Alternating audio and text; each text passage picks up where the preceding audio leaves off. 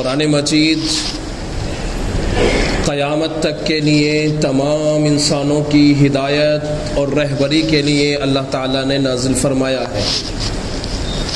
قرآن مجید وہ کتاب ہے کہ جس کے اندر اللہ تبارک و تعالیٰ نے تمام انسانوں کی بھلائی اور کامیابی کا راز قرآن مجید میں بیان کر دیا ہے۔ قرآن مجید کے اندر اللہ تعالیٰ نے گزشتہ قوموں کے واقعات کو بھی بیان کیا ہے، اور قرآن مجید کے اندر گزشتہ قوموں کے اندر جو اللہ کے نیک بندے گزرے ہیں ان کا بھی تذکرہ کیا ہے۔ جیسی ضرورت پڑی ہے اللہ تعالیٰ نے ویسا کیا ہے، اور گزشتہ جو واقعات قوموں کے یا نیک بندوں کے ذکر کیے ہیں، اور اس کا مقصد یہ ہے کہ امت محمد یا ان واقعات کو سنے، ان سے نصیحت حاصل کرے۔ چنانچہ قرآن مجید میں اللہ تعالیٰ نے اپنے ایک نیک بندے کا تذکرہ کیا ہے جس کو قرآن نے لقمان کے نام سے ذکر کیا ہے۔ پارہ نمبر 21 کے اندر سورہ لقمان موجود ہے۔ یہ سورت بتاتی ہے کہ لقمان اللہ تعالیٰ کے برگزیدہ بندے تھے۔ قرآن مجید کے اندر لقمان حکیم کے علاوہ دیگر اللہ نے اپنے نیک بندے اور بندوں کا بھی تذکرہ قرآن مجید میں کیا ہے۔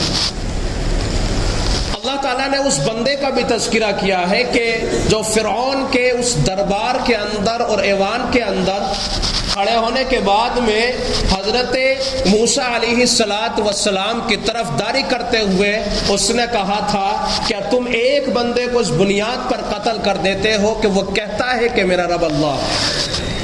اللہ تعالیٰ نے اس شخص کا بھی سورہ یاسین میں تذکرہ کیا ہے کہ جس نے ان پیغمبروں کے بارے میں بیان کیا تھا کہ یہ اللہ کے نیک بندے ہیں، اور میں اس بستی کے اس کنارے پہ رہتا ہوں، میں نے ان کی اطاعت کی ہے، لہٰذا تمہیں بھی چاہیے کہ تم ان پیغمبروں کی باتوں کو مانو تاکہ اللہ تمہیں کامیاب کر دے۔ اللہ تعالیٰ نے قرآن مجید میں فرعون کی بیوی حضرت آسیہ کا بھی تذکرہ کیا ہے۔ یہ اس لیے کیا ہے تاکہ مومنین اگر سخت حالات میں آ جائے تو وہ رجوع اپنے پروردگار عظیم کی طرف کرنے لگ جائے۔ حالانکہ فرعون بڑا ظالم تھا، فرعون بڑا نافرمان تھا۔ آپ جانتے ہیں اس کا تذکرہ سورہ نازعات میں اللہ تعالیٰ نے کن الفاظوں میں کیا ہے۔ اللہ فرماتے ہیں اس نے کہا تھا انا ربکم الاعلی، میں تمہارا جتنے بھی موجود ہو سب کا رب ہوں، اور ایسا ویسا نہیں بلکہ اعلیٰ ہوں، بلند و بالا ہوں۔ یہ اس کا دعویٰ تھا ربوبیت کے سلسلے میں۔ اپنا آپے کو خدا کہا کرتا تھا اور لوگوں سے کہا کرتا تھا کہ میری ہی عبادت میں نجات ہے۔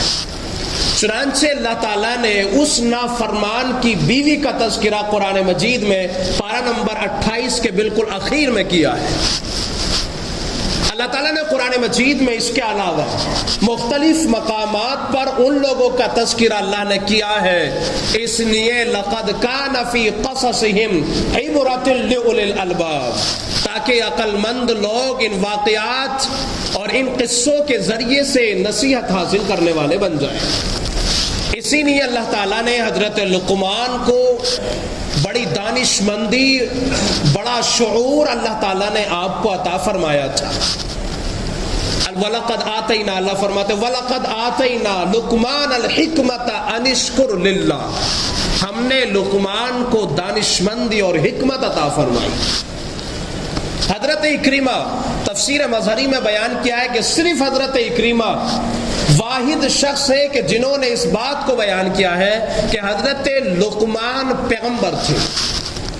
باقی جتنی روایات آپ کو ملیں گی تمام روایات اس چیز کے اوپر شاہد ہیں کہ وہ اللہ کے برگزیدہ اور نیک بندے تھے۔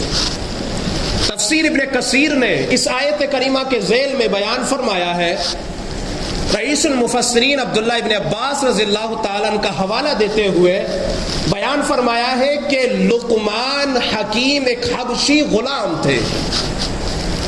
حضرت جابر رضی اللہ تعالیٰ روایت فرماتے ہیں کہ حضرت لقمان حکیم حبشی غلام تھے، موٹے ہونٹ تھے، سیاہ فام غلام تھے، کالے کلوٹے تھے، جسم بہت لمبا نہیں تھا، پستہ قد تھے۔ ایسے 3 لوگ گزرے ہیں جو کالے سیاہ تھے لیکن رب العالمین کے نزدیک بڑے محبوب تھے، جن میں سے ایک لقمان حکیم ہے اور دوسرے حضرت بلال حبشی رضی اللہ تعالیٰ عنہ۔ آپ کو مقام کتنا بڑا ملا ہے، کیا مقام اللہ نے آپ کو عطا فرمایا ہے، وہ مقام اور مرتبہ کے غلامیت کے زنجیر میں حبشی غلام، سیاہ فام، کالے، موٹے موٹے ہونٹ، اس کے باوجود رب العالمین کتنی محبت کے ساتھ قرآن میں تذکرہ کرتا ہے لقمان حکیم کا۔ چند نصیحتیں قرآن نے سورہ لقمان میں پورے رکوع میں حضرت لقمان کی نصیحت کو بیان کیا ہے، اور یہ نصیحتیں وہ ہیں جو لقمان نے اپنے بیٹے کو کری تھیں اور خاص موقعوں پہ کری تھی، کیونکہ لقمان حکیم بڑے دانش مند آدمی تھے۔ تفسیر مظہری نے اسی آیت کریمہ کے ذیل میں اور تفسیر ابن کثیر نے اسی آیت کریمہ کے ذیل میں بیان فرمایا ہے کہ ایک مرتبہ وہ جب غلام تھے، غلام بنے ہوئے تھے، آقا نے کہا کہ مجھے ایک بکری ذبح کرو، اور اس بکری ذبح کرنے کے نتیجے میں اس کے اندر سے 2 ایسے گوشت کے حصے اور ٹکڑے لے کر کے آؤ جو اس پوری بکری کے اندر سب سے زیادہ اچھے اور نفیس ہو۔ چنانچہ لقمان حکیم نے حکم کے مطابق اس بکری کو ذبح کر دیا۔ بکری کو ذبح کرنے کے بعد میں زبان اور دل، ان دونوں حصوں کو اور نفیس ٹکڑوں کو نکالا اور اپنے آقا اور مالک کے سامنے لے جا کر کے پیش فرما دیا۔ مالک نے کچھ ایام کے بعد لقمان حکیم کو طلب کیا اور کہا کہ بکری ذبح کرو، اور اس بکری کے اندر جو سب سے بدترین حصے ہوں، جسم کے اندر سب سے زیادہ بدترین ٹکڑے ہوں، ان 2 حصوں کو لے کر کے میرے پاس میں آؤ۔ لقمان حکیم نے بکری کو ذبح کیا اور وہی 2 حصے زبان اور دل دونوں کو لے جا کر کے آقا کے سامنے پیش کر دی۔ لقمان حکیم سے مالک نے کہا عجیب ہے، اچھے کہے جب بھی وہی ٹکڑے، بدترین کہے وہی ٹکڑے آپ نے حاضر کر دیے، آخر ماجرا کیا ہے؟ فرمایا اگر یہ زبان اور دل دونوں ٹھیک ہوتے ہیں، تمام جسم کے اندر سب سے بہترین اعضاء ہے، باقی تمام اعضاء اس کے سامنے پھیکے پڑ جاتے ہیں۔ یہی جب زبان اور دل کا یقین بگڑ جاتا ہے، اور جب یہ دونوں زبان اور دل دونوں خراب ہو جاتے ہیں، تو جسم کے اندر سب سے زیادہ بدترین اگر کوئی جسم کے حصے کے اندر ٹکڑے ہیں تو یہی دل اور زبان ہے۔ اس کا مطلب یہ ہے کہ یہ زبان بہت سارے گناہ ہم سے کرا دیتی ہے، جس کا اندازہ ہم کبھی نہیں کر پاتے۔ یہ دل جب اس کا یقین بگڑ جاتا ہے تو نہ مال حرام دیکھتے ہیں اور نہ مال حلال دیکھتے ہیں، نہ جائز دیکھتے ہیں نہ ناجائز دیکھتے ہیں، اپنی حدوں کو پار کر کے بھیڑیا صفت بن جاتے ہیں۔ لقمان حکیم کی دانشمندی کا کیا ہی کہنا ہے۔ داؤد علیہ السلام کے زمانے کے اندر بیان کیا جاتا ہے کہ آپ تھے، ایک مرتبہ آپ لقمان حکیم لوگوں کو نصیحت فرما رہے تھے، ایک بڑا مجمع لگا ہوا تھا، نصیحت کرتے ہوئے فرما رہے تھے، جو ان کو اس وقت نصیحت کی ضرورت ہوگی لوگوں کو، ایک بندہ کھڑا ہوا، اس کو بھی تفسیر ابن کثیر نے اور تفسیر مظہری نے تو انہوں نے نقل کیا ہے۔ فرمائے بندہ کھڑا ہوا اور کہنے لگا اے لقمان، تو وہی آدمی ہے جو ہمارے ساتھ بکریاں چرایا کرتا تھا فلاں فلاں جنگل کے اندر؟ کہنے لگے ہاں میں وہی ہوں جو تمہارے ساتھ بکریاں چرایا کرتا تھا فلاں جنگل میں فلاں جنگل میں۔ شخص کھڑا ہونے کا بعد کہتا ہے پھر یہ مقام کیسے مل گئے، یہاں کیسے آ گئے؟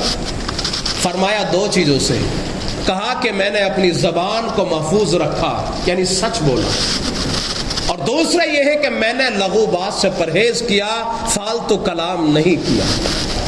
یہ بنیاد ہے کہ جس نے مجھے یہاں لا کر کے کھڑا کر دیا، جس نے مجھے یہاں لا کر کے بٹھا دیا ہے، میرا مقام اور مرتبے کو بڑھا دیا ہے، یہی لقمان حکیم کی نصیحت کو، چند نصیحتوں کو سورہ لقمان میں اللہ نے بیان فرمایا ہے، اس لیے تاکہ آپ لوگ بھی اس سے نصیحت حاصل کریں۔ پہلی نصیحت لقمان حکیم نے اپنے بیٹے کو کی ہے، فرمایا ہے یا بنی لا تشرک باللہ، اے میرے بیٹے اللہ کے ساتھ میں کسی کو شریک نہ ٹھہرانا، اللہ کے ساتھ میں کسی کو شریک نہ ٹھہرانا۔ حالانکہ گناہ اور بھی ہے، لیکن اول جو گناہ کا تذکرہ کیا ہے وہ شرک کا کیا ہے. اس کا مطلب یہ ہے کہ شرک بہت بڑا گناہ ہے. اس لیے اللہ تعالیٰ کے یہاں یہ اتنا بڑا گناہ ہے جس کی معافی تلافی ہرگز نہیں ہے. زنا کر لیا ہے رب العالمین یقیناً معاف فرما دے گا ایک وقت کے بعد میں، اگرچہ جہنم میں ڈال دے گا. آپ نماز نہیں پڑھتے، یقیناً آپ کو جہنم میں ڈالے گا اور پھر نکال لے گا، لیکن کب نکالے گا؟ جبکہ آپ کے دل کے اندر ایمانی چنگاری موجود ہے. حدیث پاک میں آتا ہے کہ اللہ تعالیٰ ان لوگوں کو جہنم سے نکالے گا، لیکن کس بنیاد پر؟ جبکہ ان کے دلوں کے اندر ایمان ہوتا ہے. تو اسے حدیث موجود ہے، نبی علیہ الصلوۃ والسلام نے بیان فرمایا اگر رائی کے دانے کے برابر بھی اگر اس نے شرک کیا ہے رب العالمین جہنم سے نہیں نکالے گا. ان اللہ لا یغفر ان یشرک بہ ویغفر ما دون ذلک لمن یشاء. یہ مضمون قرآن مجید میں اور اسی سے ملتا جلتا قرآن نے کئی مقامات پر بیان فرمایا، اور لفظ ان تمام شک اور شبہات اور تمام جتنے بھی اس کے اندر شک پیدا ہو جاتے ہیں تمام کو ختم کر دیتا ہے، یقین پیدا کر دیتا ہے. اس کا مطلب یہ ہے یقین کامل یہ ہے کہ جہنم سے اس کو نہیں نکالا جائے گا. یا بنی لا تشرک باللہ، فرمائے اے میرے بیٹے اللہ کے ساتھ میں شریک نہ ٹھہرا. لیکن آج بتاؤ شرک کی تمام حدود میرے خیال سے پاری کر رکھی ہے. ہم زبان سے وہ الفاظ بولتے ہیں جس کا ہمیں یقین میں نہیں ہوتا یا ہم اسلام سے باہر ہو چکے ہیں یا اسلام میں ہی موجود ہیں. کیا اللہ میاں کو ایسے ہی کرنا تھا ہمارے ساتھ میں؟ یہ وہ الفاظ ہے جو انسان کو اس کے ایمان سے ہٹا کر کے حالت کفر میں داخل کر دیتی ہے. اس لیے کہ اس کا مطلب یہ ہے کہ وہ 7 باتیں جس کا حکم دیا گیا ایمان لے کر کے ایمان نہیں لاتا. اچھا یا برا جو کچھ بھی ہو رہا ہے وہ رب العالمین کی طرف سے ہے، اس کے اوپر یقین نہیں رکھتا. برا ہوتا ہے تو پھر واویلا کرنے لگتا ہے کیا میں ہی رہ گیا تھا، میری ہی قسمت میں یہ سب کچھ تھا. یہ وہ باتیں ہیں جو انسان کو اس کے ایمان سے نکال کر کے باہر کر دے. اس لیے اللہ تعالیٰ نے قرآن مجید میں لقمان حکیم کے اس تذکروں کو بیان فرما دیا تاکہ انسان اس گناہ سے بچ جائے جو بدترین گناہ ہے. قرآن مجید نے لفظ ظلم استعمال کیا ہے بعض جگہ پر گناہ کے لیے جو کبیرہ گناہ ہے، اور بعض مقامات پر شرک کے لیے استعمال کیا ہے، اور شرک بہت بڑا گناہ ہے. اللہ فرماتے ہیں یا بنیا لا تشرک باللہ. یہ نصیحت کا آپ پہلو دیکھیں لقمان حکیم کا کہ بیٹے کو نصیحت کس طرح ہو رہی ہے. کیا ہم نے کبھی نصیحت کی کہ بیٹا ایمان کے بھی خیر منانا؟ نہیں کی. کبھی نہیں بتایا کہ بیٹا اپنا ایمان بھی محفوظ رکھنا چاہیے. چند پیسوں کے لیے ایمان نہیں بیچ دینا چاہیے. چند چیزوں کے لیے یا مال، دنیا کا مال و متاع، ساز و سامان کے خاطر اپنے ایمان کا سودا نہیں کرنا چاہیے. اگر اسکول کی باری آتی ہے تو یقیناً آپ اپنے بچے کو 6 بجے اٹھا کر کے کھڑا کر دیتے ہیں، لیکن کیا آپ نے کبھی نماز کے لیے بھی کھڑا کیا کہ سنڈے ہے چلو کم سے کم آج ہی چلا جائے نماز کے لیے؟ کبھی کھڑا کیا؟ نہیں کیا. کیوں نہیں کیا؟ حضرت یعقوب علیہ السلام کا پارہ نمبر 1 سورہ بقرہ میں پارے کے اخیر ہی میں اللہ تعالیٰ نے تذکرہ کیا ہے. فرمایا جب حضرت یعقوب علیہ السلام کا انتقال ہونے لگا، اذ حضر یعقوب الموت اذ قال لبنیہ ما تعبدون من بعدی. حضرت یعقوب علیہ السلام نے اپنے تمام بیٹوں کو، جانشینوں کو طلب کیا اور فرمایا کہ اے میرے بیٹو، یہ طلب اس وقت میں کیا جبکہ آپ اس دنیا سے جانے والے تھے، موت کا فرشتہ قریب آنے والا تھا اور آپ رب العالمین کے بلائے پہ جانے والے تھے. اس وقت میں اپنے تمام بیٹوں کو جمع کر کے فرمایا اے میرے بیٹو، میرے جانے کے بعد تم کس کی عبادت کرو گے؟ اذ قال لبنیہ ما تعبدون من بعدی. میرے بعد جانے کے بعد تم کس کی پرستی روز پوجا کے اندر لگ جاؤ گے، کس کی عبادت کرنے لگ جاؤ گے؟ قالوا نعبد الہک و الہ آبائک ابراہیم و اسماعیل و اسحاق الہ واحدا ونحن لہ مسلمون. تو حضرت یعقوب علیہ السلام کو ان تمام بیٹوں نے یہ بات کہی تھی کہ اے ہمارے ابا جان، اے ہمارے والد گرامی، آپ کے جانے کے بعد ہم عبادت کریں گے آپ کے معبود کی. ہم عبادت کریں گے اپنے اسلاف اور اپنے جد امجد حضرت ابراہیم علیہ السلام کے دین کی. ہم عبادت کریں گے حضرت اسماعیل علیہ السلام کے معبود کی. ہم عبادت کریں گے اسحاق یعنی اپنے دادا حضرت اسحاق علیہ السلام کے معبود کی. الہ واحدہ، وہی ایک معبود ہے. وَنَحْنُ لَهُ مُسْلِمُونَ، اور ہم تو اس کے فرما بردار ہو کر ہی رہیں گے. یہ ہمارا ماننا ہے کہ ہم اسی معبود کی کیا کریں گے؟ عبادت کریں گے، اس کے علاوہ کسی کی عبادت نہیں کریں گے۔ یہ لقمان حکیم کی نصیحت کا تذکرہ بھی آپ کے سامنے موجود ہے۔ یعقوب علیہ السلام کی نصیحت جو ان کی وفات کے وقت میں ہے وہ بھی آپ کے سامنے موجود ہے۔ کیا ہم نے اپنے کبھی اولاد کو اس بات کی وصیت فرمائی؟ اس بات کی وصیت ہوتی ہے کہ کاروبار ایسا چلتا بیٹا، بزنس ایسا چلتا۔ میں منع نہیں کرتا کہ بزنس کے لیے آپ وصیت نہ کریں، بالکل کریں، دنیا میں زندگی گزارنے کے لیے ان چیزوں کی بھی ضرورت ہوتی ہے، لیکن اول جو مرحلہ ہے وہ ایمانی مرحلہ ہے۔ میرے بھائیو، اگر ایمان محفوظ نہیں ہے تو آپ جنت کے اندر نہیں مل سکتے۔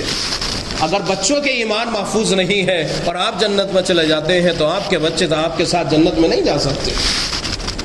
تو ذمہ داری ہے والدین کی یا نہیں؟ یقیناً ہے، اور ہم تو شاید کہ الا ماشاءاللہ کسی نے یہ نصیحت اپنی اولاد کو کی ہوگی۔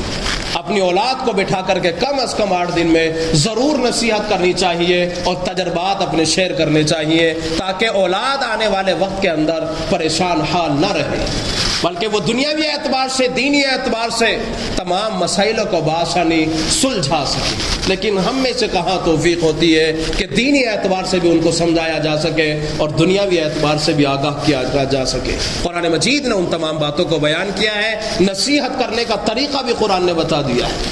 آگے اللہ تعالیٰ نے لقمان حکیم کی اور تمام وصیتوں کو بیان فرمایا ہے۔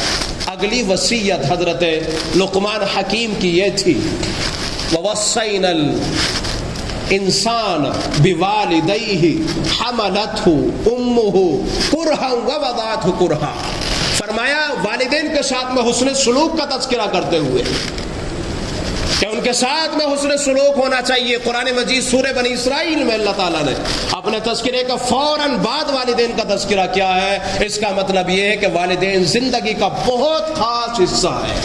وَقَضَىٰ رَبُّكَ أَلَّا تَعْبُدُوا إِلَّا إِيَّاهُ وَبِالْوَالِدَيْنِ إِحْسَانًا، قرآن مجید نے یہ تذکرہ کیا ہے کہ والدین کے ساتھ کیا ہو؟ حسن سلوک ہو۔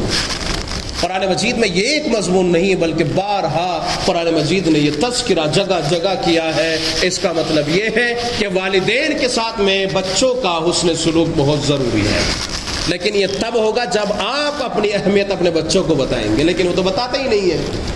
پھر کیسے آپ کی اہمیت کو جانیں گے؟ جب تک آپ نہ بتائیں کہ باپ کا مقام اور مرتبہ بیٹا کیا ہوتا ہے، جب تک آپ نہ بتائیں کہ ایک درخت جب تک زندہ ہے آپ کو سایہ دیتا رہے گا، پھل دیتا رہے گا، جب وہ سوکھ جائے گا نہ سایہ دے گا نہ پھل دے گا، بس لکڑہارا آئے گا، لکڑیاں توڑے گا اور اس کو جلا کر کے خاکستر کر دے گا۔ کیا کبھی آپ نے بتایا کہ باپ کتنا ہماری زندگی کا حصہ ہوتا ہے؟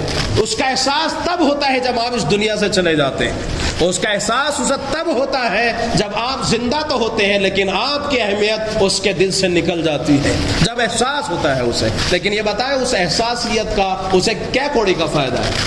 اور آپ کو کیا فائدہ ہے؟ کچھ فائدہ ہے؟ تو آپ نے کبھی بتایا کہ باپ کی اہمیت کتنی بڑی ہے؟ نہیں بتایا۔ جب نہیں بتایا تو آپ کی اہمیت اس لیے پیدا ان کے دلوں کے اندر نہیں ہوتی۔ آپ دینی تعلیم سے اپنے بچوں کو آراستہ و پیراستہ کریں، اپنے بچوں کے اندر دینی تعلیم اور دینی بیداری پیدا کریں، اپنے بچوں کو بتائیں فلاں کا مقام کیا ہے، چچا کا مقام کیا ہے، تایا کا مقام کیا ہے۔ آج ہمارا بچہ ہمارے چھوٹے بھائی کو یعنی اپنے چچا کو کھڑے ہو کے گالی دے دیتا ہے، کوئی پرواہ نہیں ہے، حالانکہ حدیث مبارکہ میں موجود ہے، نبی اسلام نے فرمایا عم الرجل سنو ابیہ، آدمی کا چچا اس کے باپ کے درجے میں ہوا کرتا ہے۔ احادیث مبارکہ موجود ہے، نبی علیہ الصلوۃ والسلام نے بیان فرما دیا ہے، یہ دونوں کے دونوں باپ اور چچا، یہ دونوں کے دونوں ایک جڑ سے نکلنے کے بعد میں 2 درخت بن گئے ہیں، جو اللہ تبارک و تعالیٰ نے جس کا مقام اور مرتبہ نبی علیہ السلام نے احادیث مبارکہ کے ذریعے سے ہم تک پہنچا دیا ہے۔ کیا ہم نے کبھی اپنے اعزا، اقربا، رشتہ دار، والدین، پڑوسی کے حقوق اپنے بچوں کو دیے ہیں؟ جب ماں کہے گی کہ تمہاری پھوپھی ایسی ہے، جب ماں بتائے گی تمہارے چچا ایسے ہیں، جب باپ بتائے گا کہ یہ خاندان والے ایسے ہیں، جب بتائے گا کہ پڑوسی ایسا ہے، بتائیے دل میں محبت پیدا ہوگی یا نفرتیں پیدا ہوں گی؟ میرے بھائیو محبت کا پیغام آگے پہنچائیے. نبی علیہ الصلوۃ والسلام نے جو تعلیمات دی ہے اپنے اندر پیدا کیجئے. قرآن کی تعلیمات اپنے اندر پیدا کیجئے جو قرآن مجید نے ہمیں بیان کیا ہے. اگر اس تعلیمات سے ہم دور رہتے ہیں یقین جان لیجئے کامیابی ہرگز ہمارے قدم نہیں چوم سکتی. اللہ سے دعا ہے اللہ مجھے بھی آپ کو بھی ان تمام باتوں پر عمل کرنے کی توفیق عطا فرمائے. وآخر دعوانا الحمدللہ رب العالمین.